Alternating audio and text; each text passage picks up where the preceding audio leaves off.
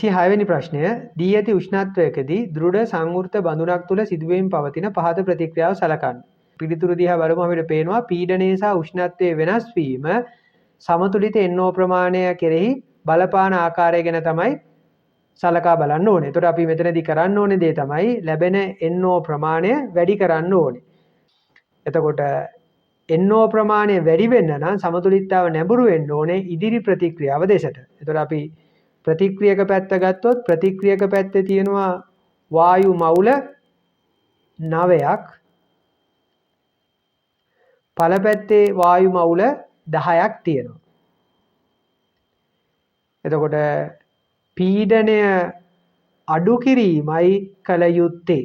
ඇයි පීඩනය අඩු කරපුවාම ලේචැට්ලියේ මූල ධර්මයට අනුව සමතුලිතතාව උත්සාහ කරන්නේ සමස්ත පීඩනය වැඩි කරගන්න. ඒතර සමස්ත පීඩනය වැඩි කරගන්න PV සමානයි nRT අනුව ප්‍රතික්‍රියාව සිදුවන උෂ්ණත්වය හෝ ප්‍රතික්‍රියා භාජනයේ පරිමාව ප්‍රතික්‍රියාවට වෙනස් කරගන්න බෑ. ඒතර ප්‍රතික්‍රියාවට පීඩනය වැඩි කර ගැනීම සඳහා වායුමය මවුල ගාන වැඩි කරගන්න පුළුවන්. ඒතර වායුමය මවුල ගාන වැඩි ඵල පැත්තේ. ඒ නිසා සමතුලිතතාව නැඹුරු වෙන්නේ ඵල දෙසට. එතකොට අඩු පීඩනවලදී තමා NO ප්‍රමාණය සමතුලිත අවස්ථාවේදී වැඩි වෙන්නේ.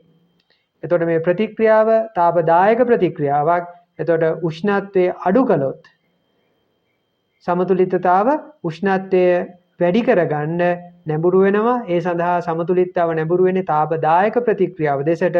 ඒ කියන්නේ ඉදිරි ප්‍රතික්‍රියාව දෙසට. මේ ප්‍රතික්‍රියාව ඉදිරි ප්‍රතික්‍රියාව තමයි තාපදායක.